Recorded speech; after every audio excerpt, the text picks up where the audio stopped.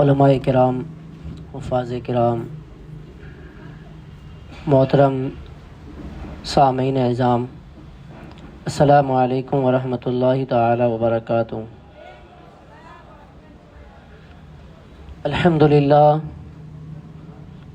للہ وکفی وسلام علی عبادہ الذین اصطفی، اما بعد فاعوذ باللہ من الشیطان الرجیم، بسم اللہ الرحمن الرحیم۔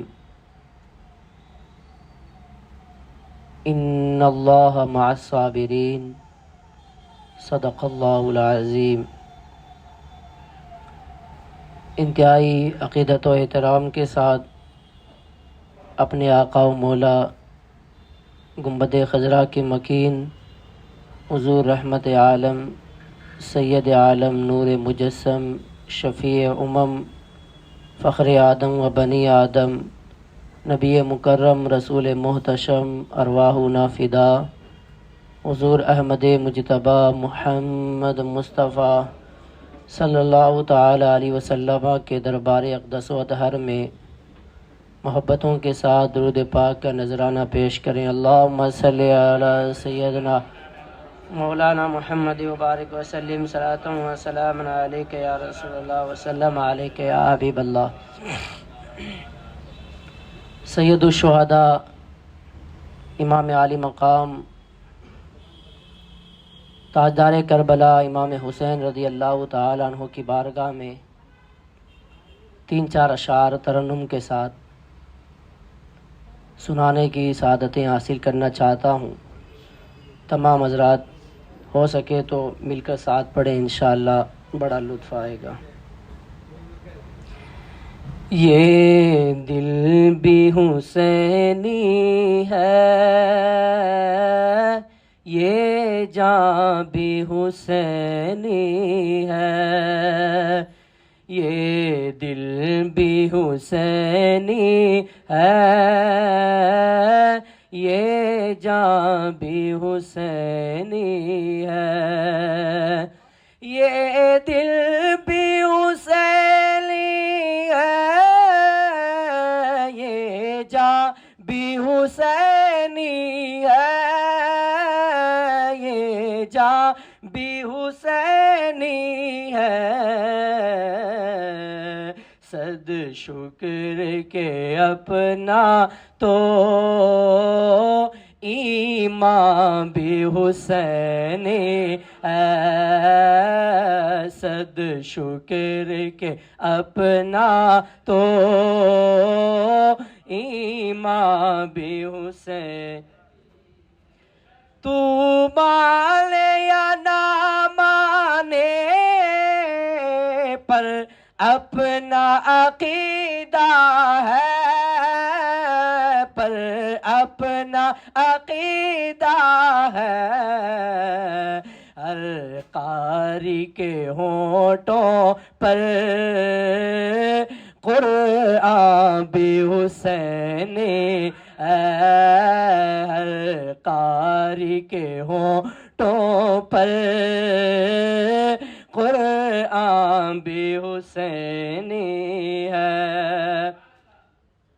رونق مساجد میں شبیر کے قدموں کی، شبیر کے قدموں کی رونق مساجد میں،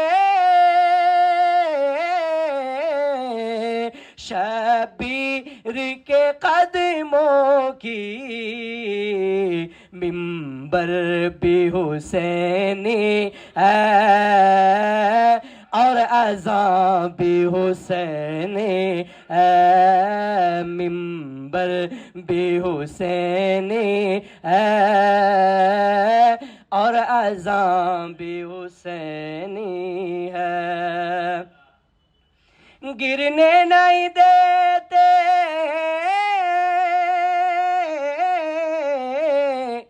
کاندھوں سے نواسے کو، کاندھوں سے نواسے کو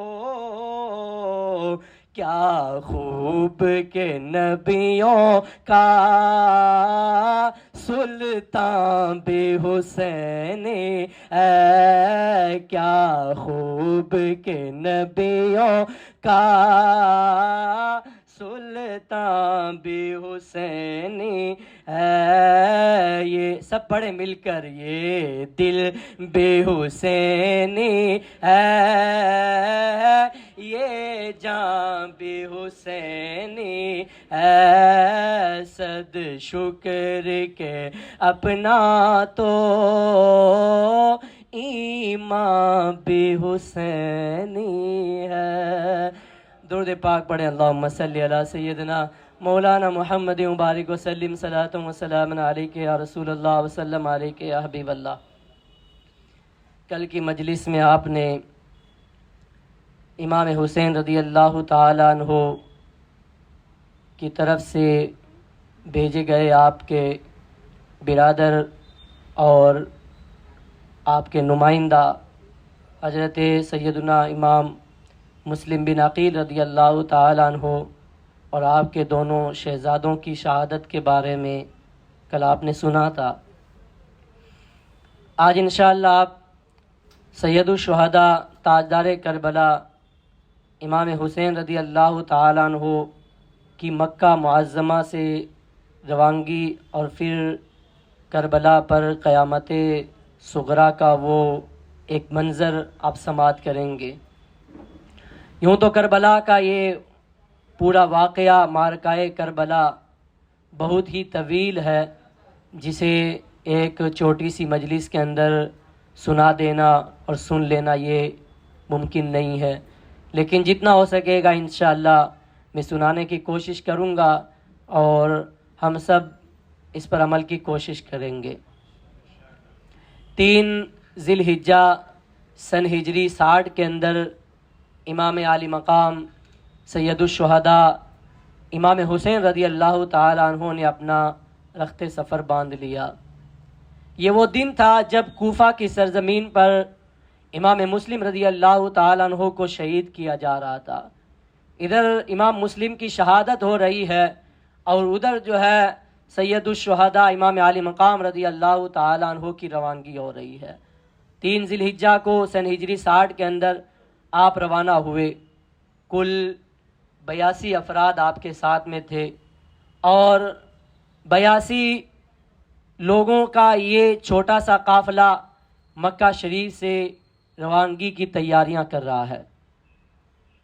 حضرت امام عالی مقام رضی اللہ تعالیٰ عنہ ان نفوس قدسیہ کے ساتھ مکہ معظمہ سے جب نکلنے کی تیاری کر رہے تھے تو اس وقت جو ہے بہت سارے اجلہ صحابہ کرام موجود تھے، انہوں نے آپ کو روکنے کی کوشش کی تھی۔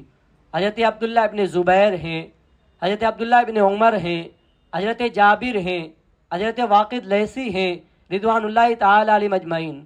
بہت سارے صحابہ نے آپ کو روکنے کی کوشش کی، اے امام آپ نہ جائیں، آپ کے ساتھ وہ لوگ بھی اسی طرح کی بے وفائی کریں گے جیسی بے وفائی انہوں نے امام مولائے کائنات سیدنا شیر خدا آپ کے والد گرامی کے ساتھ کی تھی، اور جیسی بے وفائی انہوں نے آپ کے بڑے بھائی حسن مجتبیٰ کے ساتھ کی تھی، اسی طرح کی غداری وہ کریں گے۔ کوفہ کی غداری بہت مشہور ہے، اسی لیے تو کہا جاتا ہے کوفی لا یوفی، یعنی جو کوفہ کا ہوتا ہے وہ وفادار نہیں ہوتا ہے، اس کے اندر وفاداری نہیں ہوتی ہے۔ کوفی لا یوفی ہوتے ہیں، ان کے اندر بے وفائی بھری ہوتی ہے، غداری بھری ہوتی ہے، تو ان سے اچھی چیز کی امید رکھنا یہ فضول ہے۔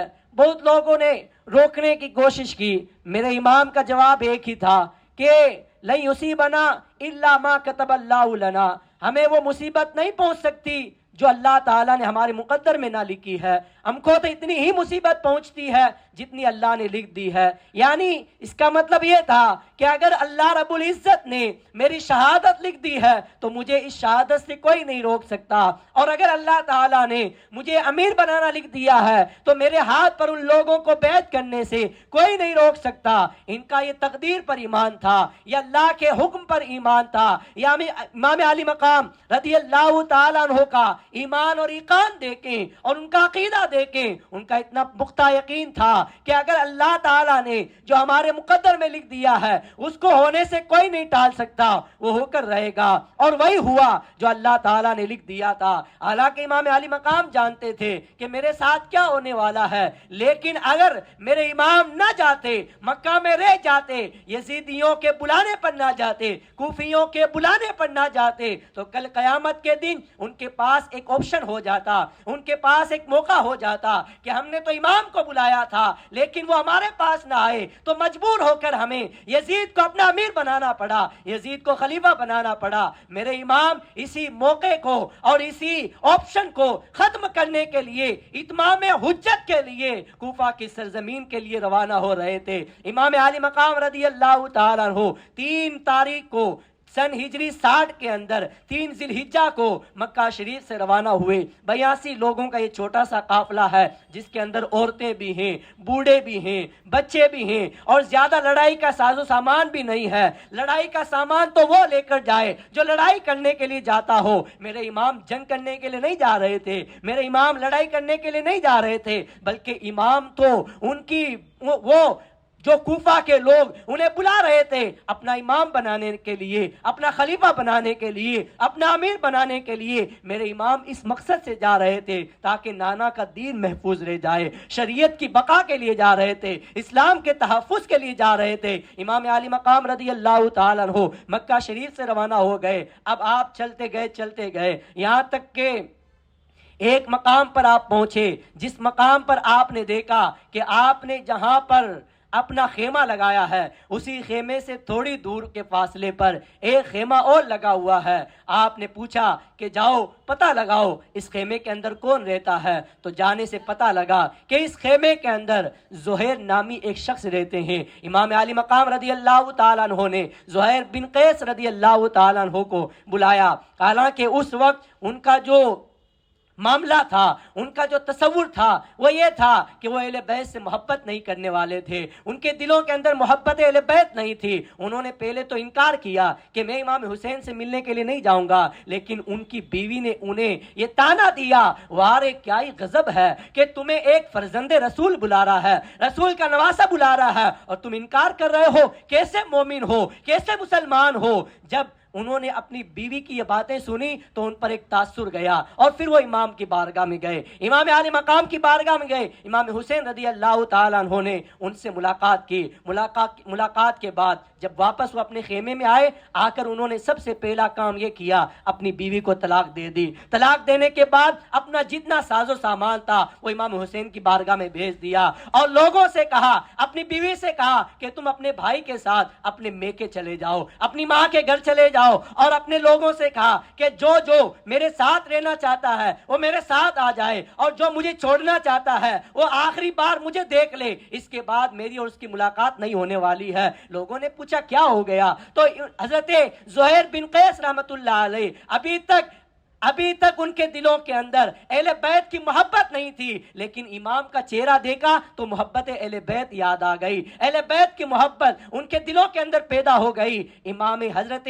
زہیر بن قیس رحمت اللہ علیہ نے فرمایا، سن لو، ایک وقت تھا جب ہم نے صحابہ کے وقت میں ایک جنگ کے اندر شرکت کی تھی، اس جنگ کے اندر ہمیں اللہ تعالیٰ نے فتح عطا فرمائی تھی۔ فتح ہونے کے بعد مال غنیمت ہمیں دیا گیا، مال غنیمت دینے کے بعد حضرت سلمان فارسی رضی اللہ تعالیٰ عنہ نے مجھ سے پوچھا تھا اور ہم لوگوں سے پوچھا تھا، اے زہیر اور ان کے ساتھیوں، بتاؤ تمہیں مال غنیمت ملنے پر خوشی ہوئی ہے یا نہیں ہوئی ہے؟ ہم نے کہا، اے حضرت سلمان فارسی، ہمیں تو بہت خوشی ہوئی ہے، مال ملا ہے، ہمیں اللہ تعالیٰ کی طرف سے مال کا حصہ ملا ہے، ہمیں بہت خوشی ہوئی ہے۔ تو حضرت سلمان فارسی نے فرمایا تھا، یہ آج تمہیں مال غنیمت کی وجہ سے خوشی ہوئی ہے، لیکن ایک وقت ایسا آئے گا جب اللہ کے رسول کے فرزند حضرت امام حسین رضی اللہ تعالیٰ عنہ کے ساتھ تم ایک جنگ میں شرکت کرو گے، وہاں پر تمہیں اس سے بھی زیادہ خوشی حاصل ہوگی۔ تو مجھے یاد آ گیا کہ حضرت سلمان فارسی نے جو امام حسین کے ساتھ جنگ کا ذکر فرمایا تھا وہ کوئی اور جنگ نہیں ہے، وہ یہی جنگ ہے جو امام حسین لڑنے کے لیے جا رہے ہیں۔ اب یہاں پر امام حسین رضی اللہ تعالیٰ عنہ کو راستے میں بتانے والے لوگوں کے ذریعے معلوم ہو گیا تھا کہ اب کوفہ کے لوگ میرے ساتھ غدر کرنے والے ہیں، غداری کرنے والے ہیں، بے وفائی کرنے والے ہیں۔ تو امام حسین رضی اللہ تعالیٰ عنہ تھوڑی دور اور چلنے کے بعد آپ سالبیہ نامی ایک مقام پر پہنچے۔ اس مقام پر پہنچنے کے بعد آپ کو یہ اطلاع دی گئی کہ جو امام مسلم رضی اللہ تعالیٰ عنہ کو آپ نے اپنا نمائندہ اور اپنا نائب بنا کر کوفہ میں بھیجا تھا، انہیں شہید کر دیا گیا۔ ابن زیاد نے انہیں شہید کر دیا۔ امام حسین کو بہت صدمہ ہوا، لوگوں تک آپ نے یہ بات پہنچائی، اور اس قافلے کے اندر حضرت مسلم بن عقیل کے بھائی حضرت عبداللہ بن عقیل، حضرت جعفر بن عقیل اور بھی آپ کے بھائی اور بھتیجے اس قافلے کے اندر شریک تھے۔ امام حسین نے فرمایا کہ اب مجھے پتہ چل گیا ہے کہ یہ کوفہ کے لوگ میرے ساتھ غداری کریں گے، میرا خون بہائیں گے، اس لیے میں اپنے ساتھیوں سے کہنا چاہتا ہوں کہ جو یہاں میرے ساتھ آنا چاہتا ہے وہ آ جائے، اور جو واپس پلٹنا چاہتا ہے وہ چلا جائے۔ میں اسے اللہ کی رضا کے لیے اجازت دیتا ہوں، بخوشی وہ چلا جائے۔ اس کے بعد جو راستے میں آپ کے ساتھ کچھ لوگ ہو گئے تھے وہ یہ سننے کے بعد واپس چلے گئے۔ یہاں سے آپ کا وہی نورانی قافلہ جو مکہ اور مدینہ سے لوگ آپ کے ساتھ ہوئے تھے وہی لوگ بچ گئے، اور راستے میں جو آپ کے ساتھ ہوئے تھے یہ تقریر سننے کے بعد وہ واپس چلے گئے۔ آپ کو پتہ چل گیا تھا کہ اب انہوں نے مسلم بن عقیل کو شہید کر دیا ہے تو مجھے بھی شہید کریں گے۔ اس کے بعد آپ نے حضرت مسلم بن عقیل رضی اللہ تعالیٰ عنہ کے بھائیوں سے بھی کہا کہ تم بھی چلے جاؤ، اگرچہ تمہارے بدلے میں مسلم بن عقیل نے اپنی قربانی دے دی ہے اور انہوں نے شہادت کا جام نوش کر لیا ہے، تم بھی چلے جاؤ۔ انہوں نے عرض کی اے امام علی مقام، ہم اپنے بھائی کا بدلہ لیں گے یا تو امام مسلم کی طرح ہم بھی اپنی جان دے دیں گے، ہمارے پاس کوئی تیسرا آپشن نہیں ہے، دو ہی ہمارے پاس آپشن ہے، ایک یہ کہ ہم مسلم بن عقیل کی شہادت کا بدلہ لیں گے، یا اگر بدلہ نہ لیں گے تو ہم مسلم بن عقیل کی طرح شہادت کا جام نوش کریں گے۔ یہ کہنے کے بعد میرے امام کا وہ قافلہ وہاں سے واپس چلنے لگا۔ آپ راستے میں ایک شاعر سے ملاقات ہوئی جس کا نام فرزدق شاعر تھا، اس شاعر سے ملاقات ہوئی۔ اس شاعر نے کہا اے امام، میں کوفہ کے لوگوں کو خوب جانتا ہوں، کوفہ کے لوگ کبھی کسی کے ساتھ وفاداری نہیں کرتے ہیں، کوفہ کے لوگ کبھی کسی کے ساتھ اچھائی نہیں کرتے ہیں، اچھا سلوک نہیں کرتے ہیں، ان کی بدسلوکی مشہور ہے، ان کی بے وفائی مشہور ہے، خود آپ کے گھرانے کے ساتھ انہوں نے بے وفائی کی ہے، اس لیے آپ واپس چلے جائیں۔ میرے امام نے اس شاعر سے ملاقات کی اور اس شاعر سے کہا کہ میں اب واپس جانے والا نہیں ہوں، اس لیے کہ ان کے پاس عذر باقی رہ جائے گا، ان کے پاس آپشن باقی رہ جائے گا کہ ہم نے امام حسین کو بلایا تھا وہ نہیں آئے، اس لیے ہم نے یزید کی بیعت کی، تو میں اس عذر کو ختم کرنے کے لیے جا رہا ہوں، اتمام حجت کے لیے جا رہا ہوں۔ میرے امام وہاں سے روانہ ہوئے، آگے چلتے گئے یہاں تک کہ سن ہجری 61 کا پہلا دن تھا، یعنی 1 محرم الحرام کی شب تھی۔ امام علی مقام رضی اللہ تعالیٰ عنہ ایک مقام پر پہنچے، اسے مقام ذی حشم کہا جاتا ہے۔ اس مقام پر امام علی مقام پہنچے تو آپ کو یہ پتا چلا کہ سامنے سے ایک لشکر آ رہا ہے، ایک لشکر جس کی تعداد 1000 ہے، اس لشکر کا امیر حر بن یزید تمیمی ہے۔ تو آپ نے اس لشکر کو دیکھا تو سمجھ گئے کہ یہ لشکر ہمارے تعاقب میں آ رہا ہے، ہمارے لیے بھیجا گیا ہے۔ جب حر سے آپ نے ملاقات کی، یہ پہلا دن ہے محرم الحرام کا، پہلی شب ہے، حر سے ملاقات کی امام علی مقام نے، کہا تم کیوں آئے ہو، کس لیے آئے ہو؟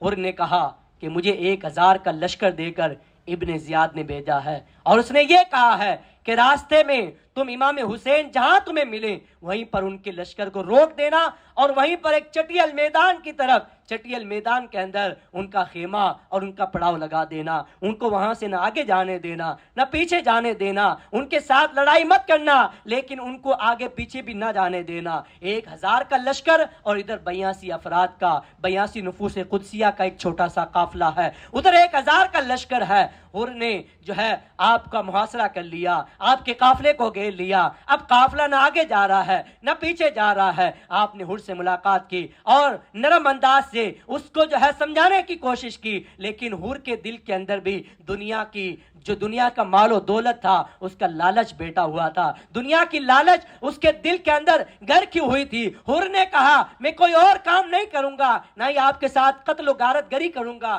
نہ ہی جو ہے آپ کو کوئی تکلیف پہنچاؤں گا، بلکہ مجھے جو حکم دیا گیا ہے وہی کروں گا کہ آپ مجھے جہاں بھی ملے وہیں میں آپ کا پڑاؤ ڈھال دوں اور وہیں پر آپ کو روک دوں۔ امام حسین رضی اللہ تعالیٰ عنہ نے وہیں پر پڑاؤ کیا۔ اب دوسرا دن ہوا، زور کا وقت آیا، میرے امام نے اپنے مؤذن کو حکم دیا کہ وہ جائے اور اذان دے۔ اذان دینے کے بعد آپ نے حمد بجا لائی، اللہ کے رسول صلی اللہ تعالی علیہ وسلم پر درود پڑھا۔ اس کے بعد آپ نے حر سے کہا کہ آپ ہمارے ساتھ نماز پڑھیں گے یا الگ نماز پڑھیں گے؟ اب یہاں سے غور کرنے کی بات ہے، حر اگرچہ وہ مسلمان تھے اور ان کے ساتھ جو لشکر تھا وہ کسی کافر مشرکین کا لشکر نہیں تھا، وہ بھی مسلمانوں کا لشکر تھا۔ وہ گھیرنے کے لیے آئے تھے امام حسین کو، وہ دشمن بن کے آئے تھے امام حسین کے، لیکن ان لوگوں کی ایک ہی صدا تھی، اے امام ہم الگ نماز نہیں پڑھیں گے، ہم آپ کے پیچھے نماز پڑھیں گے، ہم آپ کو امام بنائیں گے، آپ نماز پڑھائیں گے، ہم آپ کے پیچھے نماز پڑھیں گے۔ میرے امام نے ظہر کی نماز پڑھائی،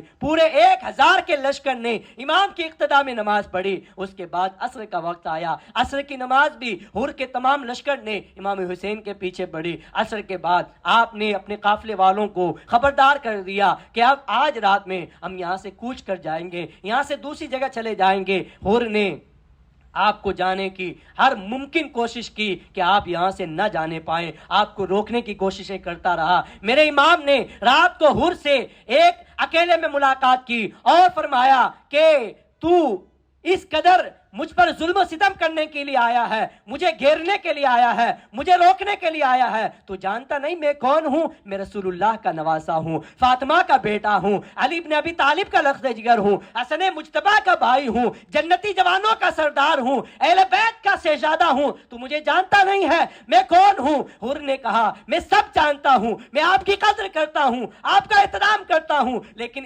ابن زیاد نے جو حکم دیا ہے اس کا میں پابند ہوں۔ اس نے کہا ہے کہ آگے نہ جانے پائیں تو میں آپ کو آگے نہیں جانے دوں گا۔ اس کے بعد امام عالی مقام رضی اللہ تعالیٰ عنہ نے فرمایا اے حر تیری ماں تجھ پر روئے۔ حر نے کہا اے امام عالی مقام آپ نے مجھے یہ ماں کا تانا دیا ہے، پلٹ کر اگر آپ کی جگہ کوئی اور عرب شخص مجھے ماں کا تانا دیتا تو میں بھی اس کو ماں کی طرف نسبت کرتے ہوئے ایسا ہی تانا دیتا، لیکن ہرگز میں آپ کی والدہ کو کچھ نہیں کہہ سکتا، کیونکہ آپ کی والدہ سیدہ فاطمہ ہیں، آپ کی والدہ خاتون جنت ہیں، آپ کی والدہ جنتی عورتوں کی سردار ہیں، اس لیے آپ کی والدہ کو میں کچھ نہیں کہہ سکتا۔ امام عالی مقام نے فرمایا تو پھر مجھے جانے دیجئے۔ اس کے بعد آپ نے حر سے کچھ شرطوں کی منظوری لی کہ تم جو ہے ابن زیاد سے یہ شرائط کی منظوری لے لو، یہ شرطیں میری 3 ہیں۔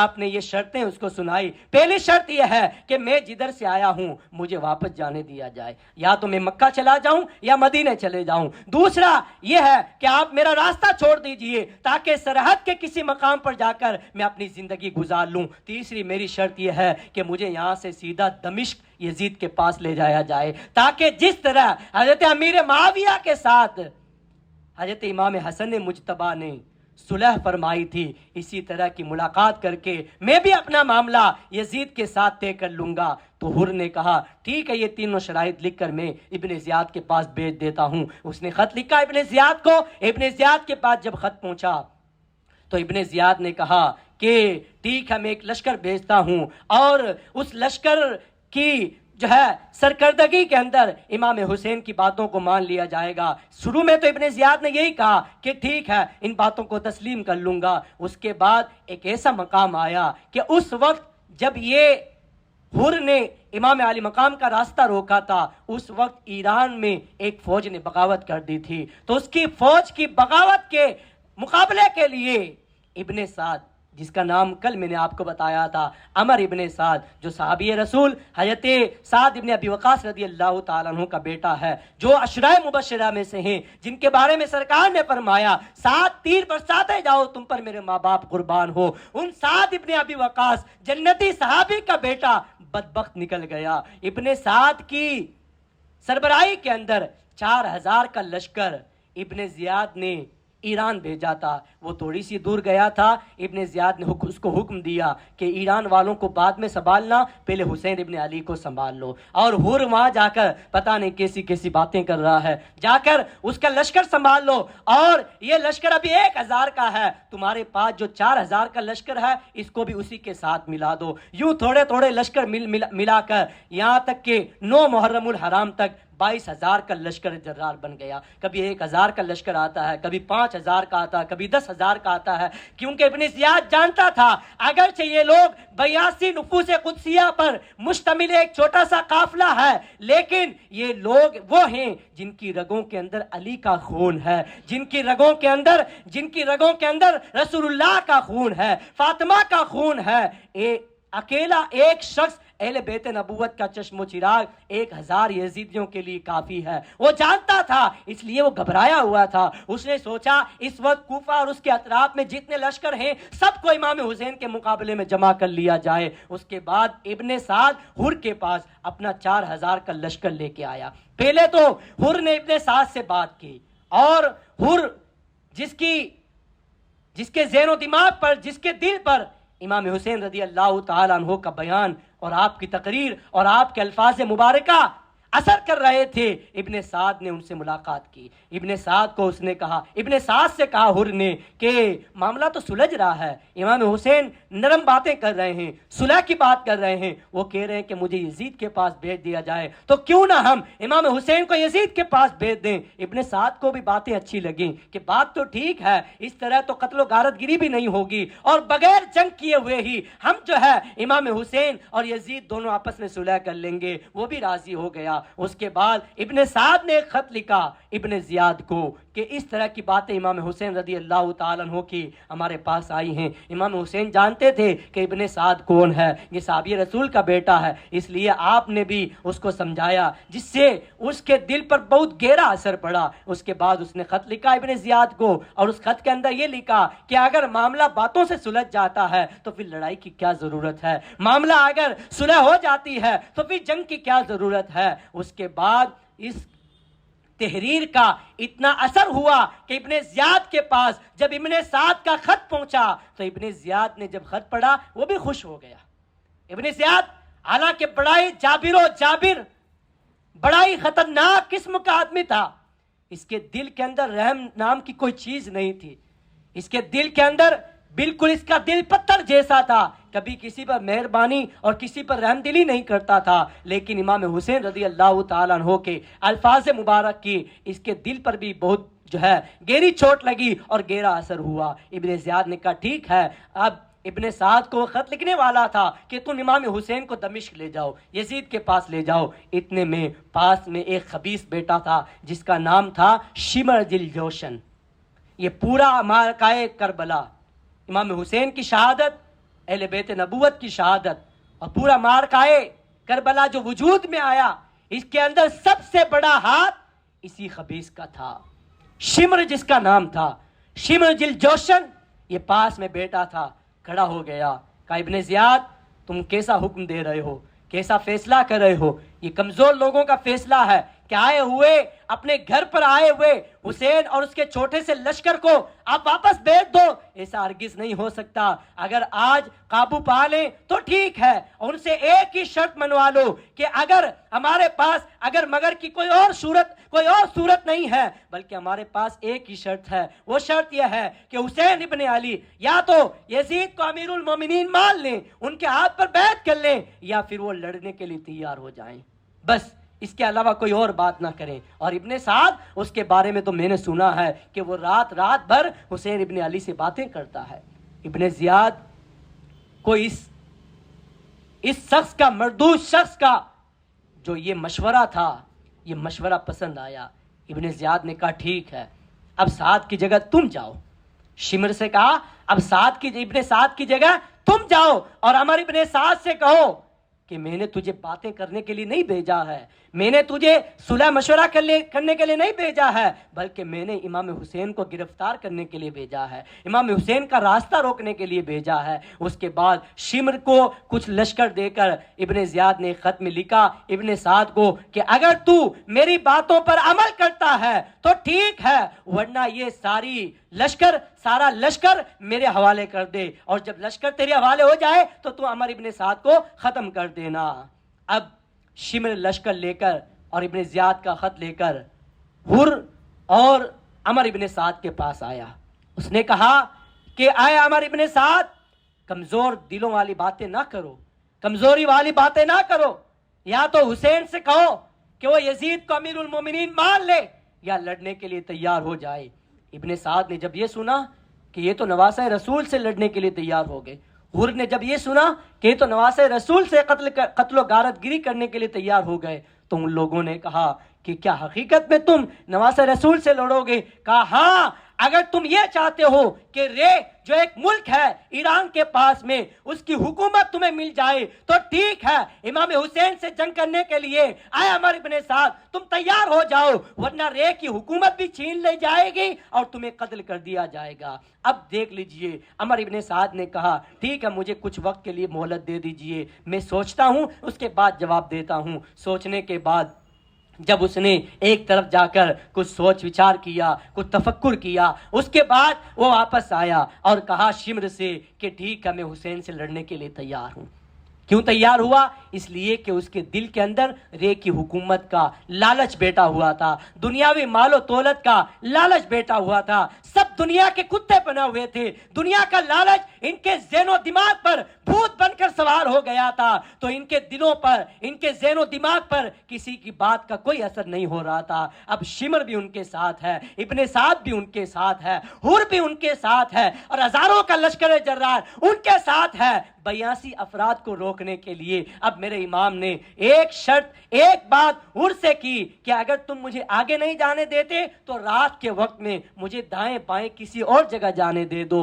حر نے کہا تم مدینہ نہیں جا سکتے، مکہ نہیں جا سکتے، اور اس سے آگے نہیں جا سکتے، لیکن دائیں جانب جو قادسیہ کی طرف جاتا ہے ادھر بھی تم جا سکتے ہو، بائیں جانب جو کسی اور ملک کی طرف جاتا ہے ادھر بھی تم جا سکتے ہو۔ تو امام حسین رضی اللہ تعالیٰ عنہ رات کے وقت میں قادسیہ سے بائیں جانب آپ نے اپنے لشکر کو لے کر رات کے وقت میں آپ چلنے لگے۔ رات میں آپ تھوڑی دوری چلے تھے کہ واپس ابن سعد اور حر کا لشکر آیا، انہوں نے آپ کو روک لیا اور روک کر کہا اے حسین، تم نہر فرات کے کنارے پر پہنچ گئے ہو، چٹیل میدان میں پہنچ گئے ہو، اور ہمیں حکم یہی دیا گیا کہ حسین کو چٹیل میدان پر روک دینا اور وہیں پر جنگ و جدال کر لینا۔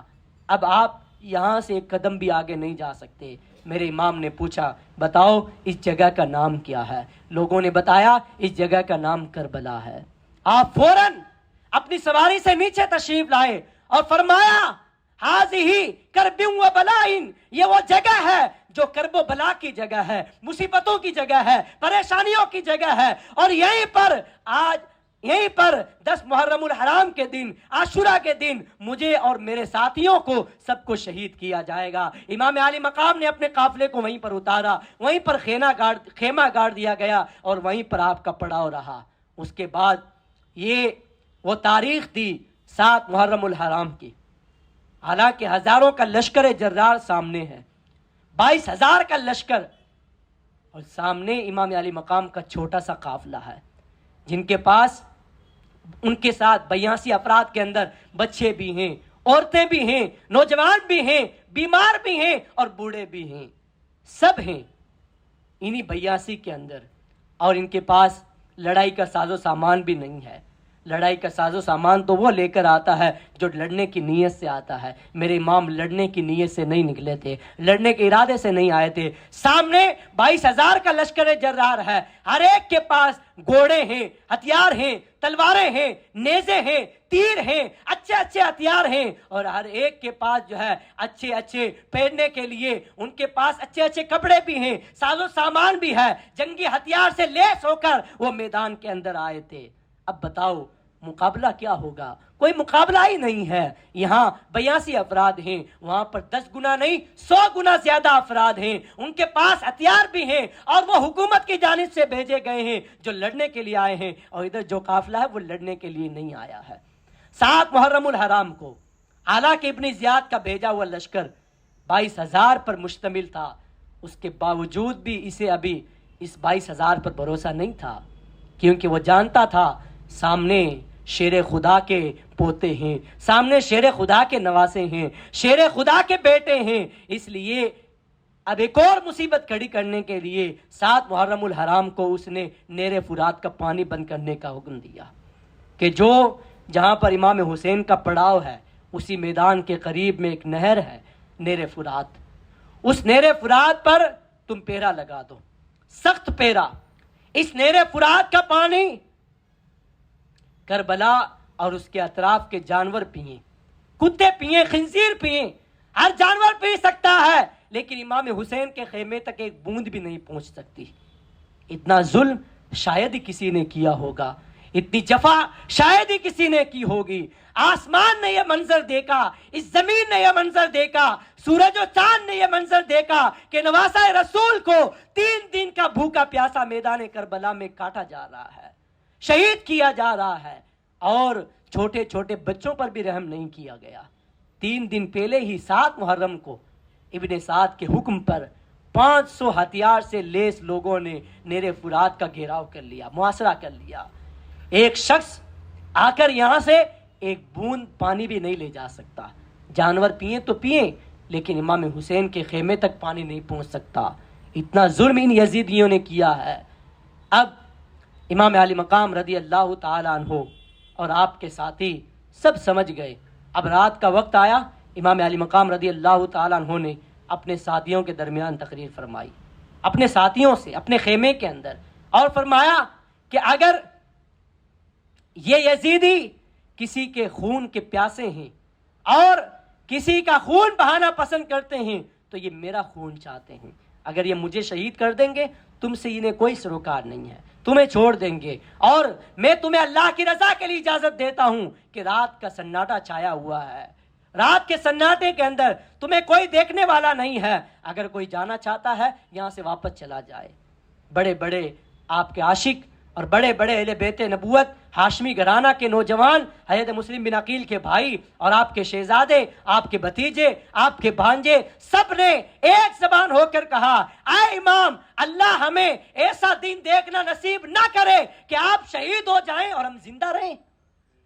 اگر ہم مریں گے تو آپ سے پہلے مریں گے، ہم آپ کے نام پر جان دیں گے، ہم اسلام کے نام پر جان دیں گے، اور آپ سے پہلے ہم اپنی جان دے کر آپ کے نام پر ہم اپنی جانوں کو، اپنے مال کو، اپنے بچوں کو، اپنے بھتیجوں کو، اپنے بھائیوں کو، بھانجوں کو، سب کو قربان کر دیں گے، لیکن آپ کو شہید ہوتا ہوا نہیں دیکھ سکتے، اور آپ کو یوں بے یارو مددگار چھوڑ کر بھی نہیں جا سکتے.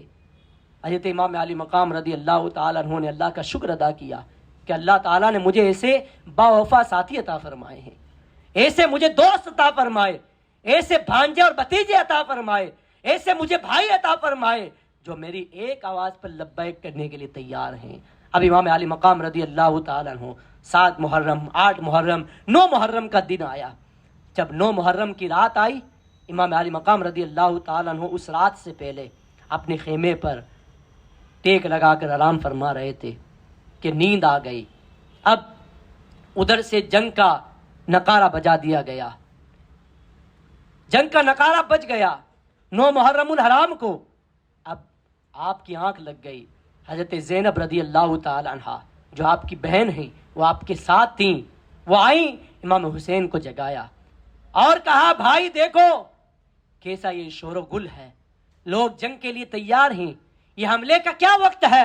امام علی مقام رضی اللہ تعالیٰ عنہ فرماتے ہیں کہ ابھی جب میں سویا میری آنکھ لگ گئی، میں نے نانا جان کو خواب میں دیکھا، رسول اعظم صلی اللہ تعالی علیہ وسلم ہمارا انتظار کر رہے ہیں، ہمارا انتظار کر رہے ہیں. اب میں سمجھ گیا کہ آج کی رات ہے، کل انشاءاللہ ہمیں شہید کر دیا جائے گا اور ہم نانا جان کے ہاتھ سے جام کوثر پی لیں گے، جام کوثر پی لیں گے. اب امام حسین رضی اللہ تعالیٰ عنہ رات سے پہلے ان یزیدیوں کے پاس آئے، کوفیوں کے پاس آئے اور ان کے درمیان آپ نے تقریر فرمائی، کیا تم نے مجھے خطوط دے کر نہیں بلایا تھا؟ کیا تم نے مجھے یہ کہہ کر نہیں بلایا تھا کہ آپ آ جاؤ، ہم آپ کو اپنا امام بنا لیں گے، اپنا امیر بنا لیں گے؟ اور تم نے مجھے خطوط بھیجے تھے، آپ نے وہ تھیلا پورا خطوط کا جو آپ کے ساتھ تھا وہ تمام لوگوں کے خطوط آپ نے دکھائے اور ان لوگوں کے نام بھی لیے جنہوں نے یہ خطوط آپ کو بھیجے تھے۔ یہ بات نہیں ہے کہ آپ ان کو جانتے نہیں تھے، آپ ان کو جانتے تھے، جس کے نام سے خط آیا تھا انہیں آپ جانتے تھے کہ یہ خط کس نے بھیجا ہے، کس کے بیٹے نے بھیجا ہے، کس قبیلے کے لوگ نے بھیجا ہے، سب جانتے تھے۔ امام عالی مقام نے فرمایا اب مجھے پتا ہے تم جو ہے مجھے شہید کر کے ہی سکون تمہیں ملے گا، اس لیے تم ایک رات کی مجھے مہلت دے دو۔ یہ رات، آج کی رات ہم اللہ کی راہ میں، اللہ کی بارگاہ میں عبادت میں گزاریں گے، توبہ استغفار میں گزاریں گے، تسبیح و تحلیل میں گزاریں گے، نماز پڑھ کر گزاریں گے، اللہ کی بارگاہ میں سجدہ کر کے گزاریں گے۔ اب ان لوگوں نے، یزیدیوں نے یہ بات مان لی۔ اب عاشورہ کی شب ہے، 9 محرم الحرام کا دن گزار کر جو رات آئی، اس رات میں آپ نے اپنے بھائیوں، بھتیجوں، بہنوں سب کے ساتھ مل کر اللہ کی عبادت کی، خوب سجدے کیے، خوب نمازیں پڑھی، خوب قرآن پاک کی تلاوت کی اور خوب اللہ کی تسبیح و تحلیل کی، اللہ کے ذکر میں لگ گئے، یہاں تک کہ فجر کا وقت ہو گیا، فجر کی آپ نے نماز ادا فرمائی۔ اس کے بعد جب صبح ہوئی تو پھر جنگ کا نعرہ بج گیا۔ یہاں پر ایک بات اور غور کریں آپ، جب جنگ کا نعرہ بجایا گیا، یزیدیوں کی طرف سے بجایا گیا۔ امام حسین نے کبھی بھی جنگ کی ابتدا نہیں کی، جنگ کی ابتدا یزیدیوں کی طرف سے ہوئی، ورنہ اس وقت جب حور 1000 کا لشکر لے کے آئے تھے، حضرت زہیر بن قیس رحمت اللہ علیہ نے امام کی بارگاہ میں عرض کیا تھا، اے امام ہمیں اجازت دیجئے، ہم 1000 کے لشکر کو ابھی ختم کر دیتے ہیں، ابھی ختم کر دیتے ہیں، یہ 1000 کا لشکر ہے، اگر ان کو ابھی باقی رہنے دیا، اس کے بعد کچھ اور لشکر آئے گا، اس کے بعد کچھ اور لشکر آئیں گے، پھر لشکر بڑھ جائے گا، ہمارے قابو سے باہر ہو جائے گا، اگر ان کو ختم کرنا ممکن ہے تو ابھی ممکن ہے، 1000 کا لشکر ہمارے سامنے کچھ بھی نہیں ہے، ہم ابھی انہیں ختم کر دیتے ہیں۔ تو میرے امام نے فرمایا تھا، اے زہیر بن قیس، میں جانتا ہوں تمہاری محبت کو، میں جانتا ہوں تمہاری عقیدت کو، لیکن جنگ کی ابتدا ہمیں نہیں کرنی ہے، جنگ کی شروعات ہمیں نہیں کرنی ہے، جب سامنے سے جنگ ہوگی تو ہم جواب دیں گے، لیکن جنگ کی ابتدا ہمیں نہیں کرنی ہے۔ اگر جنگ کی ابتدا کرنی ہوتی تو کل اس وقت 7 محرم کو امام حسین رضی اللہ تعالیٰ عنہ حور کے لشکر کو ختم کر دیتے، اس کے بعد ابن سعد کے لشکر کو بھی ختم کر دیتے، لیکن میرے امام نے کبھی جنگ کی ابتدا نہیں کی۔ جب 10 محرم الحرام کو پھر نعرہ بجایا گیا جنگ کا، اور لڑنے کے لیے وہ یزیدی للکار رہے تھے کہ کسی کو بھیج دو، کسی کو بھیج دو، سب سے پہلے ابن زیاد نے اپنے 2 غلاموں کو بھیجا جو بڑے جنگجو تھے اور بڑے بہادر تھے، امام علی مقام رضی اللہ تعالیٰ عنہ کہ لشکر کو اس طرح ان لوگوں نے، ان غلاموں نے للکارا کہ کسی بہادر کو بھیج دو، کوئی جنگجو ہے، کوئی بہادر ہے، کوئی شجاع ہے تو اس کو بھیج دو۔ امام علی مقام رضی اللہ تعالیٰ عنہ کے ایک ساتھی جن کا نام غالباً عبداللہ ہے، اور یہ وہ نوجوان ہیں جن کی شادی ابھی نئی ہوئی تھی، اور اس شادی کے بعد انہوں نے اپنی بیوی سے اجازت لی تھی کہ اگر تیری اجازت ہے تو میں امام حسین کے قافلے میں جا کر اپنی جان اللہ کی راہ میں شہید کروانا چاہتا ہوں، اپنی جان اللہ کی راہ میں لٹانا چاہتا ہوں۔ بیوی بھی بے مثال تھی، بیوی بھی اللہ والی تھی، اس نے کہا کہ میں تمہیں اجازت دیتی ہوں، صرف اجازت ہی نہیں بلکہ میں خود بھی تمہارے ساتھ آؤں گی۔ وہ بیوی بھی ان کے ساتھ آئی، حضرت عبداللہ جو کوفہ کے رہنے والے تھے، نوجوان تھے، نئی شادی ہوئی تھی، سب سے پہلے ابن زیاد کے غلاموں کی للکار پر یہ حضرت عبداللہ گئے، اور جاتے ہی آپ نے جو ہے ان دونوں کا کام تمام کر دیا، دونوں کو ختم کر دیا۔ اس کے بعد پھر یزیدی آتے رہے اور یہ مارتے رہے، یزیدی آتے رہے، یہ انہیں ختم کرتے رہے، یہاں تک کہ ایک یزیدی نے ایک ایسا وار کیا کہ آپ کی جو ہے انگلیاں کٹ گئی، خون بہنے لگا، آپ نے دوسرے ہاتھ میں تلوار لی اور پھر یزیدیوں کا خاتمہ کرنے کے لیے آپ جو ہے مسلسل لڑنے لگ گئے۔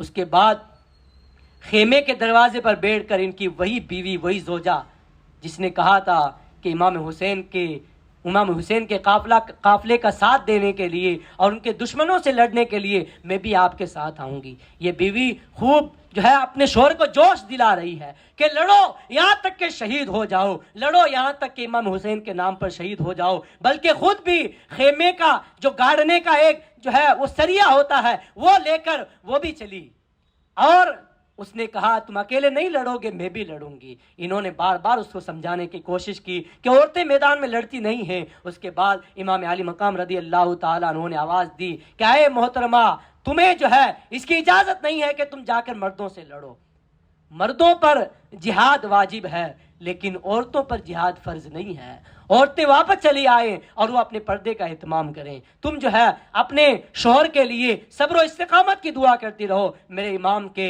فرمانے پر وہ زوجہ واپس آئیں اور واپس آ کر خیمے میں بیٹھ گئی۔ اس کے بعد یہ امام علی مقام رضی اللہ تعالیٰ عنہ کے جانثار لڑتے رہے، یہاں تک کہ ابن سعد جو اس وقت پورے لشکر کا امیر بنایا گیا تھا، اس نے کہا تھا کہ جب نقارہ نہیں بجایا گیا اس سے پہلے ایک تیر چھوڑ کر کہا تھا، یعنی جب انسان کے دل کے اندر بدبختی لکھ دی جاتی ہے تو پھر بدبختی کے اندر وہ اندھا ہو جاتا ہے، اتنا اندھا ہو جاتا ہے کہ دنیا و آخرت کی کوئی اسے خبر نہیں رہتی، دنیا کا لالچ اس قدر اس کے ذہن و دماغ میں سوار ہو جاتا ہے، آخرت کی کوئی فکر نہیں، میں کس کے خلاف تیر چلا رہا ہوں، کس کے خلاف باتیں کر رہا ہوں، کوئی اسے فکر نہیں تھی۔ اس نے ایک تیر کھینچ کر امام حسین کے خیمے کی طرف مار کر پورے یزیدی لشکر سے کہا تھا، اے یزیدی لشکر، اے لشکر، یہ گواہ ہو جاؤ کہ سب سے پہلے حسین ابن علی کی طرف تیر چلانے والا میں ہوں۔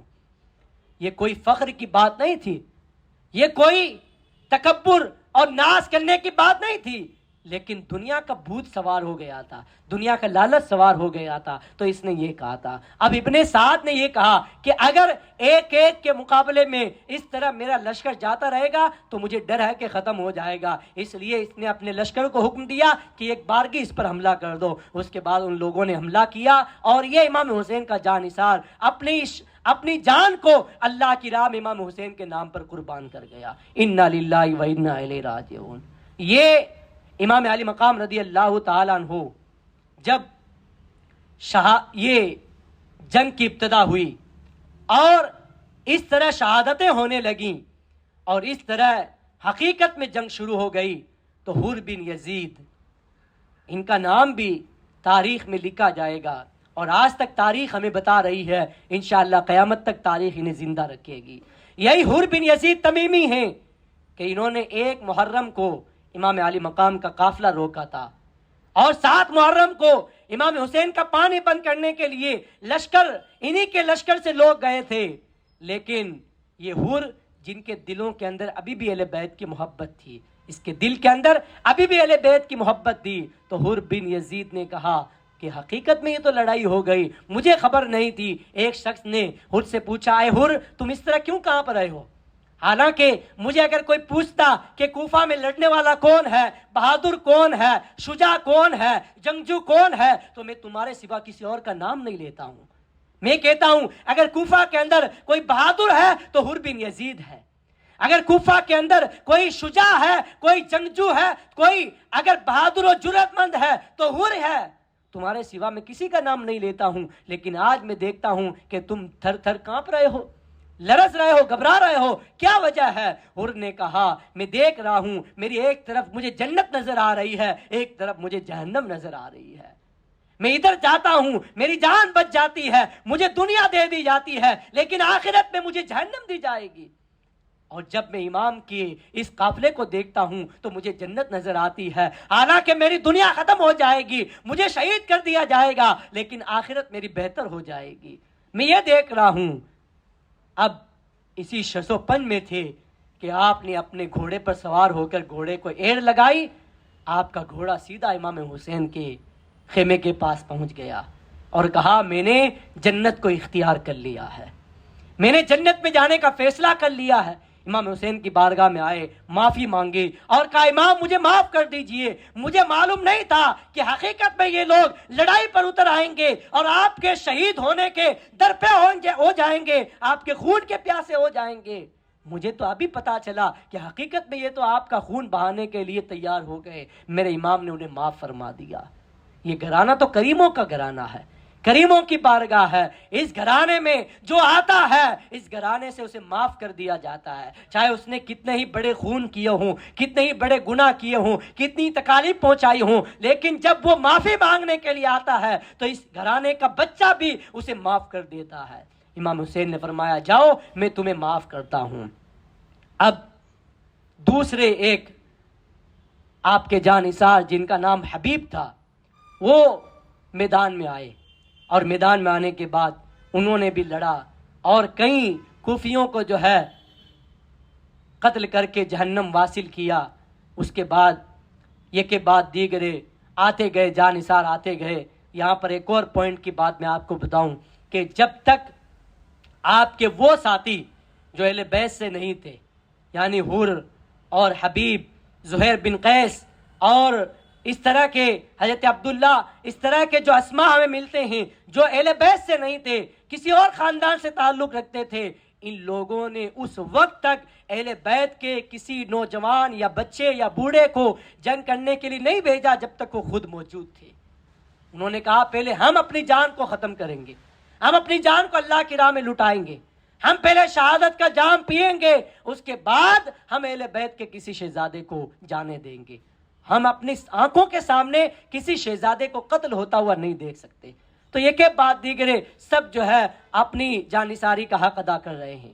حضرت حر رضی اللہ تعالیٰ عنہ بھی اپنے گھوڑے کو ایڑ لگا کر کوفیوں کے لشکر میں جاتے ہیں، اور یہ دو شخص حضرت حر اور زہیر بن قیس دونوں ایک ساتھ میں لڑنے کے لیے جاتے ہیں، اور تیروں سے تلواروں سے اس طرح کے حملے کر رہے ہیں کہ گاجر مولی کی طرح وہ لوگ کٹ رہے ہیں. اس کے بعد ابن سعد نے حکم دیا کہ ان پر بھی ایک بارگی حملہ کر دو. حالانکہ ان پر بھی حملہ کیا، لیکن انہوں نے جس طرف جاتے ان کی صفیں بکھر جاتی، صفیں بچھڑ جاتی، ان کی صفوں کو ختم کرتے جاتے. کئی سینکڑوں درجنوں کوفیوں کو جہنم واصل کرنے کے بعد حضرت حر اور حضرت زہیر بن قیس رضی اللہ تعالیٰ عنہما ان دونوں نے جام شہادت نوش فرمایا. انا للہ و انا الیہ راجعون. تو یوں ایک ایک کر کے جانثار جاتے رہے. جب جانثار ختم ہو گئے، جن کا قبیلہ کوئی اور تھا، اہل بیت کے قبیلے سے نہیں تھے، اہل بیت کے مقدس خاندان سے نہیں تھے، رسول اللہ کے خاندان سے نہیں تھے، وہ لوگ جب ختم ہو گئے اور اپنی جان کو امام حسین کے نام پر قربان کر دیا، اب باری آئی خاندان نبوت کی، خاندان نبوت کی باری آئی. اب یہاں پر ایک اور بات میں آپ کو بتاؤں. حضرت آج تک ہمیں یہی بتایا جاتا ہے، اور شیعہ اور رافضیوں سے یہ روایتیں چلتی چلتی آج سنیوں کے اندر بھی چل رہی ہیں کہ امام حسین صرف اکیلے گئے تھے لڑنے کے لیے، آپ کے ساتھ آپ کے کوئی بھائی نہیں تھے. عباس علم بردار کون ہیں؟ امام حسین کے بھائی ہیں. حضرت عباس علم بردار امام حسین کے بھائی ہیں. حضرت عثمان بن علی کون ہیں؟ امام حسین کے بھائی ہیں. حضرت محمد بن علی کون ہیں؟ امام حسین کے بھائی ہیں. حضرت جعفر بن علی کون ہیں؟ امام حسین کے بھائی ہیں. اور اسی طرح حضرت عمر بن علی کا نام بھی ملتا ہے. یہاں تک کہ 6 یا 7 آپ کے بھائی امام حسین کے بھائی جو مولا علی کے وہ شہزادے تھے جو حضرت فاطمہ کے علاوہ کسی اور زوجہ سے تھے. امام حسین تو حضرت فاطمہ سے، امام حسن حضرت فاطمہ سے، لیکن ان حضرت فاطمہ کے علاوہ مولا علی نے اور بھی شادیاں فرمائی حضرت فاطمہ کے وصال کے بعد. تو ان سے جو شہزادے پیدا ہوئے وہ بھی امام حسین رضی اللہ تعالی عنہ کا ساتھ دینے کے لیے کربلا میں لڑنے کے لیے آئے تھے. لیکن آج شیعہ اور رافضی ان کا نام کیوں نہیں لیتے؟ اس لیے کہ ایک کا نام عثمان تھا، عثمان نام کبھی بھی شیعہ نہیں لیتے ہیں. ایک کا نام عمر تھا، عمر نام کبھی بھی شیعہ نہیں لیتے ہیں. اسی طرح حضرت مسلم بن عقیل کے بھائی اور بھتیجوں میں اور آپ کے بھتیجوں کے اندر بھی ابو بکر عمر کے اور بھی شہزادوں کا نام ملتا ہے، ان کا نام شیعہ نہیں لیتے. اس لیے کہ شیعہ ابو بکر کے بھی دشمن ہیں، عمر کے دشمن ہیں، عثمان غنی کے دشمن ہیں، اور اس طرح سے جو اجلہ صحابہ ہیں ان کے دشمن ہیں. اس لیے ان کے نام پر ان کے نام رکھے گئے تو رافضیوں نے ان کا نام ہی تاریخ سے ختم کر دیا، رافضیوں نے تاریخ ہی بدل ڈالی. اس لیے اس تاریخ جو حقیقی تاریخ ہے اسے آپ سننے کی کوشش کریں اور اس پر عمل کریں، اور یہی سیرت حقیقی ہے۔ اور ایک اور ہمیں چیز بتائی گئی، انشاءاللہ میں آگے بتاتا ہوں۔ اس کے بعد خاندان نبوت کی باری آتی ہے۔ خاندان نبوت میں حضرت عقیل رضی اللہ تعالیٰ عنہ کے شہزادے یعنی امام مسلم رضی اللہ تعالیٰ عنہ کے بھائی بھی آئے تھے۔ سب سے پہلے وہ لڑنے کے لیے گئے، حالانکہ امام حسین نے انہیں جانے سے منع کیا کہ آپ کی طرف سے امام مسلم کو شہید کر دیا جا چکا ہے، وہ شہادت کا جام نوش کر چکے ہیں، اب آپ کو اپنی جان جو ہے اللہ کی راہ میں لٹانے کی ضرورت نہیں ہے، آپ مدینہ واپس چلے جائیے، آپ مکہ واپس چلے جائیے۔ لیکن انہوں نے کہا کہ ہم آپ کو شہید ہوتا ہوا دیکھ نہیں سکتے۔ اس کے بعد جو ہے حضرت مسلم بن عقیل رضی اللہ تعالیٰ عنہ کے بھائیوں نے بھی جا کر شہادت کا جام نوش کیا۔ اس کے بعد حضرت مسلم بن عقیل رضی اللہ تعالیٰ عنہ کے جو بھتیجے تھے انہوں نے بھی جا کر شہادت کا جام نوش کیا۔ اب جب یہ خاندان پورا ہو گیا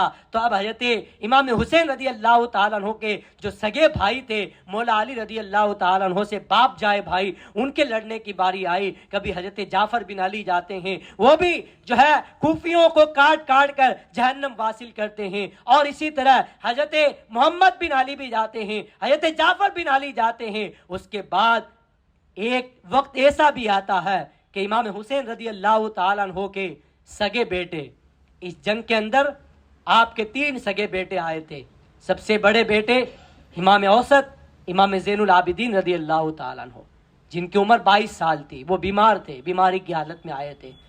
دوسرے آپ کے بیٹے حضرت امام علی اکبر، جن کی عمر 18 سال تھی۔ تیسرے آپ کے بیٹے حضرت علی اصغر، جن کی عمر ابھی 6 مہینے تھی، دودھ پیتے بچے تھے۔ یہ تینوں بھی آپ کے ساتھ تھے۔ اب ان سے پہلے ایک شہزادے حضرت امام حسن مجتبی رضی اللہ تعالیٰ عنہ کے، جو آپ کے بھتیجے ہیں، حضرت امام قاسم رضی اللہ تعالیٰ عنہ، جن کی عمر 19 سال ہے، اور ان کا رشتہ اور ان کی نسبت امام حسین کی شہزادی حضرت سکینہ رضی اللہ تعالیٰ عنہ سے ہوئی تھی۔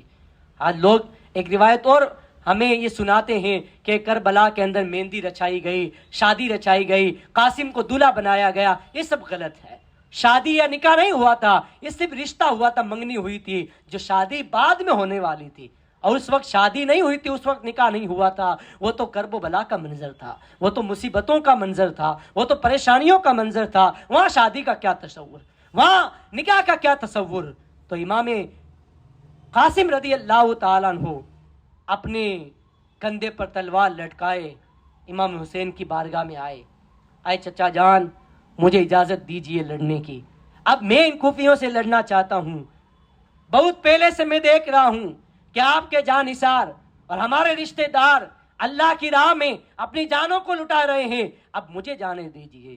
حضرت امام حسین رضی اللہ تعالیٰ عنہ کی آنکھوں سے آنسو آ گئے۔ آپ نے فرمایا اے میرے بھائی کے بیٹے، میرے بھتیجے، جب مجھے امام حسن کی یاد آتی ہے، میرے بھائی کی یاد آتی ہے، تو میں تمہیں دیکھ لیتا ہوں تو مجھے سکون مل جاتا ہے۔ اب اس کے بعد مجھے میرے بھائی کی یاد آئے گی تو میں کس کو دیکھوں گا، میں کسے دیکھوں گا جب تم شہید ہو جاؤ گے۔ امام قاسم رضی اللہ تعالیٰ عنہ فرماتے ہیں مجھے جانے دیجئے، مجھے اجازت دیجئے۔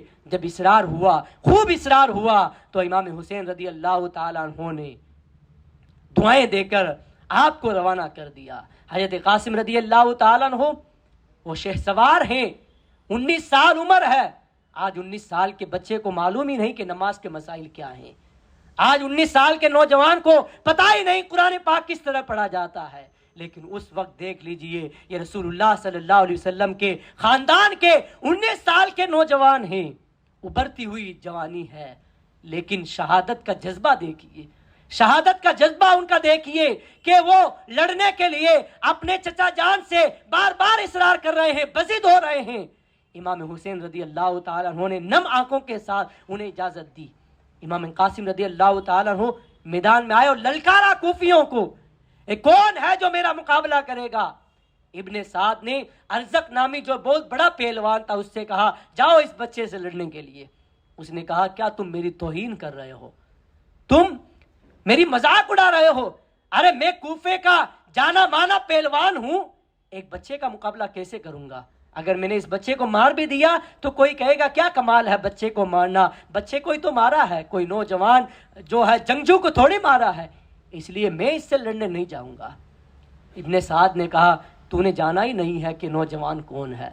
تجھے بظاہر یہ 19 سال کا نوجوان لگ رہا ہے، لیکن اس کی رگوں کے اندر مولا علی کا خون دوڑ رہا ہے، اس کی رگوں کے اندر حسن مجتبیٰ کا خون گردش کر رہا ہے. یہ نوجوان کوئی معمولی انسان نہیں ہے، یہ رسول ہاشمی کے گھرانے کا چشم و چراغ ہے، اسے معمولی مت سمجھنا. جب بار بار عمر ابن سعد کی طرف سے اسے یہ کہا گیا تو اس نے کہا ٹھیک ہے، پہلے میرے 4 بیٹے ہیں، ان 4 بیٹوں کو بیچ کر دیکھتا ہوں، وہی اس کا کام تمام کر دیں گے. یہ کہہ کر اس نے اپنے سب سے بڑے بیٹے کو بھیجا کہ جاؤ اس کا سر اتار کر لاؤ. وہ گیا لڑنے کے لیے. حضرت امام قاسم رضی اللہ تعالیٰ عنہ نے ایک ہی وار کے اندر اس کو جہنم پہنچا دیا. دوسرا آیا، اس نے ایک آپ پر وار کیا، آپ نے اس کے وار کو خالی کر دیا، اور پھر دوسرا ایک آپ نے وار کیا کہ وہ بھی کٹتا ہوا زمین پر گر گیا. تیسرا آیا، اس کو بھی جہنم میں پہنچا دیا. چوتھا آیا، اس کو بھی جہنم میں پہنچا دیا. یہ ارزق بہت بڑا پہلوان تھا، اپنی آنکھوں کے سامنے اپنے 4 نوجوان بیٹوں کو قتل کرتا ہوا جب اس نے دیکھا تو آگ بگولا ہو گیا، غصے کے اندر دانت چبانے لگ گیا. ایک نوجوان میرے سامنے میرے 4 بیٹوں کو جو پہلوان تھے، بہادر تھے، انہیں قتل کر دیا. غصے کے اندر خود تلوار ہاتھ میں لی اور گھوڑے پر سوار ہو کر امام قاسم کے مقابلے کے لیے آیا. حضرت امام قاسم رضی اللہ تعالیٰ عنہ کے بعد جب یہ آیا، کہا اے بچے، اے نوجوان، تو نے میرے بیٹوں کو مارا ہے، دیکھ اب میں تیرا کیا حشر کرتا ہوں. حضرت قاسم رضی اللہ تعالیٰ عنہ نے فرمایا کہ میں تو تجھے بہت بڑا بہادر سمجھتا تھا، تجھے میں ایک بہت بڑا جو ہے ایک اچھا جنگجو سمجھتا تھا، لیکن تو بیوقوف نکلا، تو ایک بہت بڑا حماقت دار نکلا. ارے تجھے تو اپنے گھوڑے کی زین بھی کسنا نہیں آتی ہے، دیکھ تیرے گھوڑے کی زین ڈھیلی ہو گئی ہے. جیسے اس نے نیچے دیکھا، حضرت قاسم نے ایک وار مارا کہ گھوڑے کے سمیت ہی وہ زمین پر گر گیا. اس طرح اس بڑے پہلوان کو جب آپ نے مار دیا، پورے لشکر پر سناٹا طاری، پورا لشکر گھبرا گیا.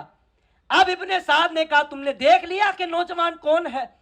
اگر ایک ایک کر کے 22,000 کا لشکر بھی اس کا مقابلہ کرے گا تو یہ اکیلا نوجوان سب کو ختم کر دے گا. اس لیے ایک ایک کر کے اس کا مقابلہ مت کرو، بلکہ ایک بار میں سب ایک ساتھ میں اس کو قتل کر دو.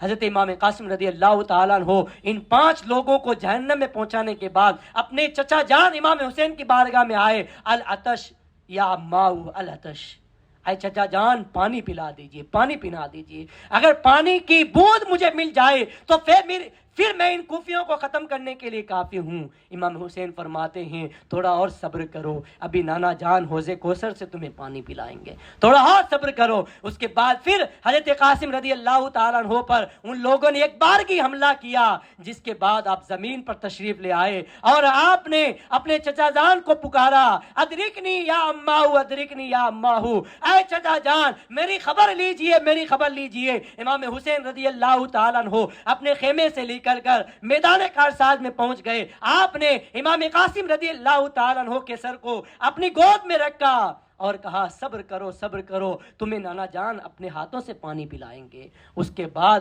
حضرت قاسم رضی اللہ تعالیٰ عنہ مسکرائے اور اپنی جان کو امام حسین کے نام پر اللہ کی راہ میں لٹا دیا، شہادت کا جام نوش فرما لیا. یہ پہلے نبوت کے خاندان ہیں، خاندان نبوت کے چشم و چراغ ہیں، جنہوں نے اللہ کی راہ میں سب سے پہلے جام شہادت نوش فرمایا.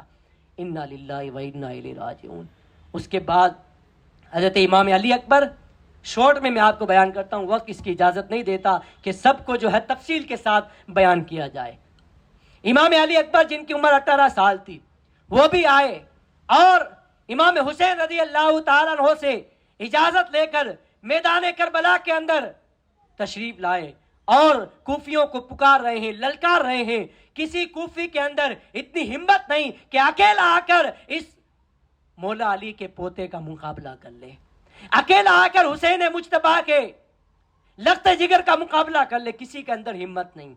آپ صفوں کو چیرتے ہوئے اس کے اندر داخل ہو گئے اور بہت سارے کوفیوں کو کاٹ کر آپ نے جہنم میں پہنچایا. اس کے بعد کچھ لوگوں نے، ظالموں نے آپ پر تیر سے وار کیے، جس کی تاب نہ لا کر آپ زمین پر تشریف لے آئے اور آپ نے بھی اپنی جان کو اللہ کی راہ میں سپرد کر دیا. انا للہ و انا الیہ راجعون.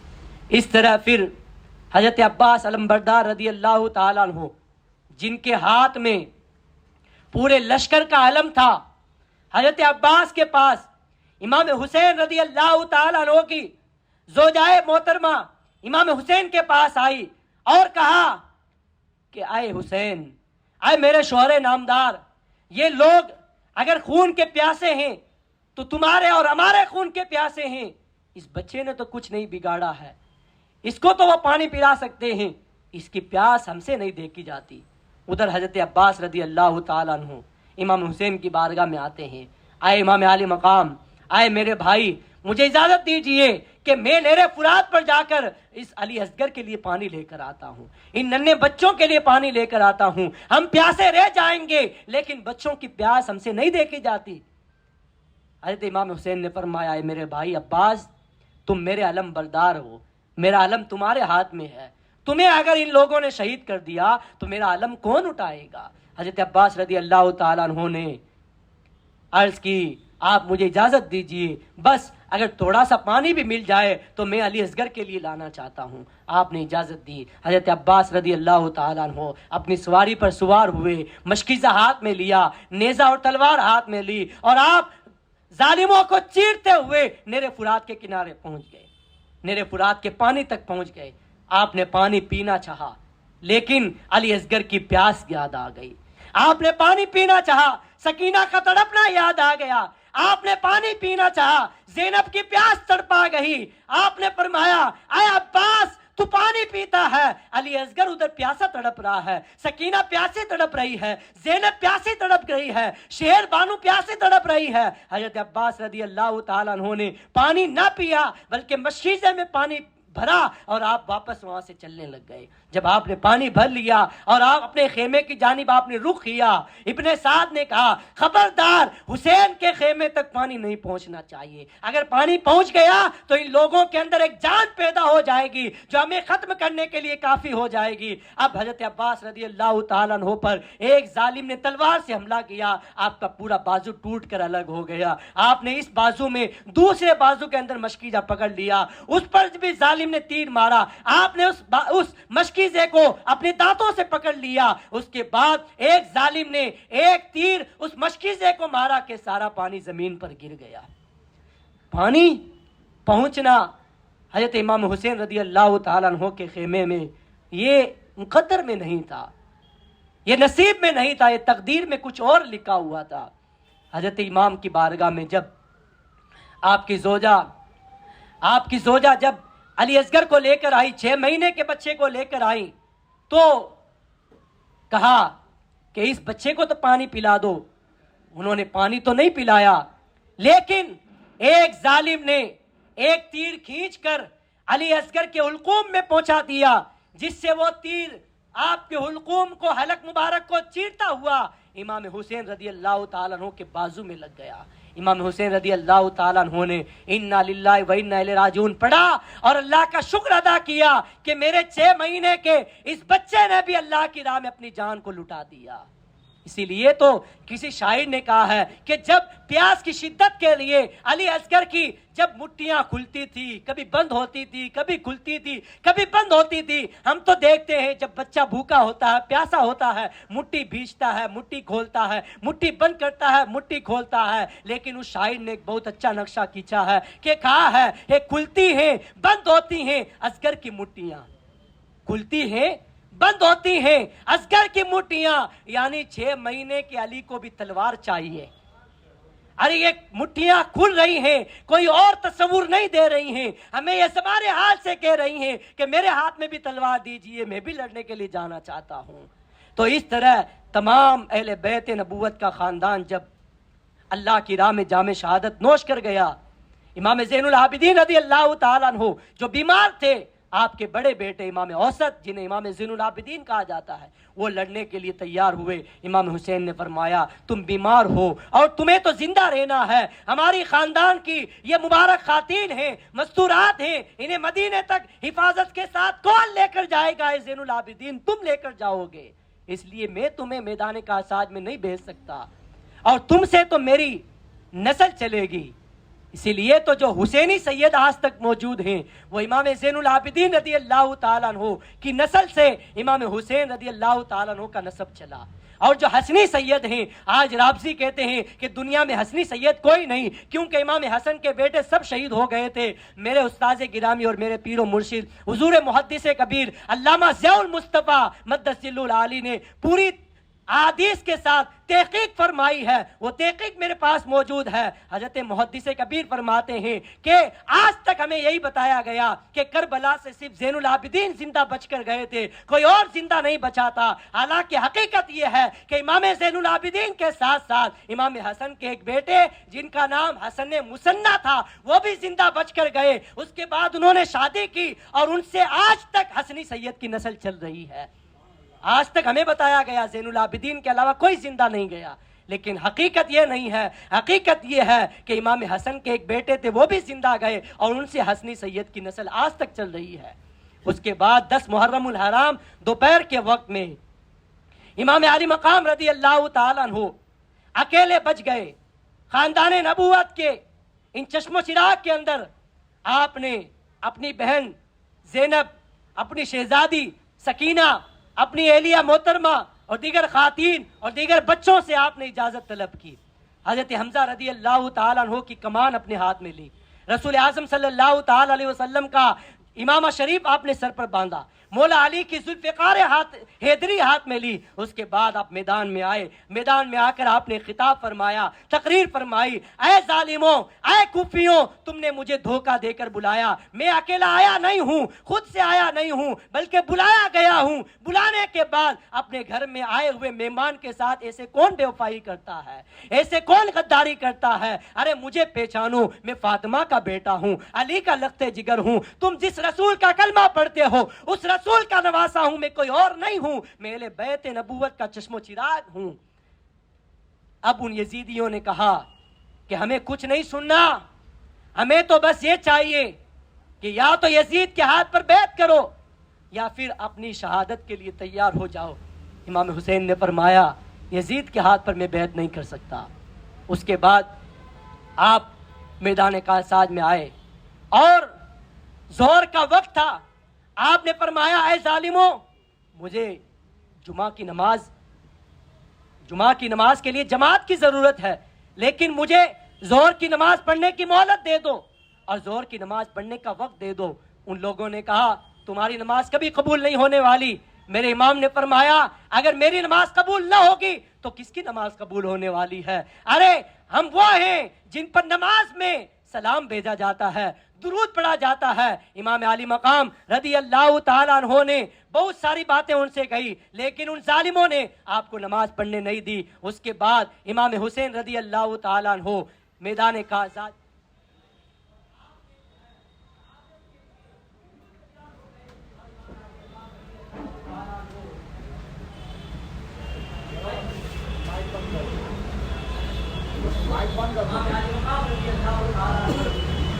اس طرح اپنی شہادت کے لیے تلوار ہاتھ میں لی اور سینکڑوں درجنوں آپ نے کوفیوں کو جہنم واصل کیا۔ اس کے بعد میرے امام پر کچھ لوگوں نے حملہ کیا، تیر برسائے، جس سے امام علی مقام رضی اللہ تعالیٰ عنہ زمین پر تشریف لے آئے۔ زور کا وقت تھا، امام علی مقام رضی اللہ تعالیٰ عنہ سجدے میں چلے گئے۔ اب سجدے کے اندر میرے امام علی مقام رضی اللہ تعالیٰ عنہ کو ان ظالموں نے، شمر نے اور خوری بن یزید نے شہید کیا۔ آپ کا تن مبارک سے سر مبارک الگ کر دیا۔ انا للہ و انا الیہ راجعون۔ اب آخری بات آپ سن لیجئے، امام علی مقام رضی اللہ تعالیٰ عنہ نے یہاں پر ہمیں ایک پیغام دیا ہے۔ ایسا ظلم، ایسی جفا اور اس طرح کے ظلم و ستم آپ پر ڈھائے گئے، لیکن امام حسین رضی اللہ تعالیٰ عنہ نے اپنی جان اگر کسی حالت میں دی ہے تو سجدے میں جا کر دیے ہیں، اوروں نے بھی سجدہ کیا ہے، پر اس کا الگ انداز ہے۔ حسین ابن علی نے وہ سجدہ کیا جس پر خدا کو ناز ہو۔ امام علی مقام رضی اللہ تعالیٰ عنہ نے ایسا سجدہ کیا کہ میرے آقا صلی اللہ تعالیٰ علیہ وسلم کی حدیث پاک کا مفہوم ہے کہ دنیا کے اندر جس کو جس حالت میں موت آئے گی قیامت میں اسی حالت میں اٹھایا جائے گا۔ ارے کوئی رکوع کی حالت میں جاتا ہے، کوئی ذکر کی حالت میں جاتا ہے, کوئی تقریر کی حالت میں جاتا ہے, کوئی درود پڑھنے کی حالت میں جاتا ہے, کوئی کسی حالت میں جاتا ہے, لیکن امام حسین رضی اللہ تعالیٰ عنہ ایسی حالت میں گئے ہیں کہ سجدے کی حالت میں سر ہے اور روح تن سے جدا ہو رہی ہے. سجدے کی حالت میں سر ہے اور روح تن سے جدا ہو رہی ہے. پتہ چلا سب کو الگ الگ حالتوں میں اٹھایا جائے گا, امام عالی مقام کو سجدے کی حالت میں اٹھایا جائے گا. اللہ تعالی ہمیں عمل کی توفیق عطا فرمائے. استغفر اللہ رب العالمین.